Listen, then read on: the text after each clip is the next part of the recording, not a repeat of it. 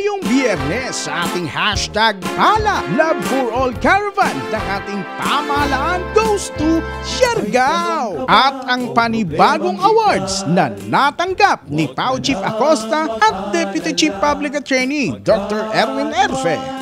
Matutunghayan din natin ang makasaysayang pagtitipon ng Philippine Association of Local Government Accountants o PHALGA na ginanap sa Cebu. At ang PAO Legal, Medical and Jail Visitation and Decongestion Program sa Surigao del Norte District Jail Annex. Ayon sa Artikulo 3 ng bagong Kodigo Sibil, ignorance of the law excuses no one from compliance therewith.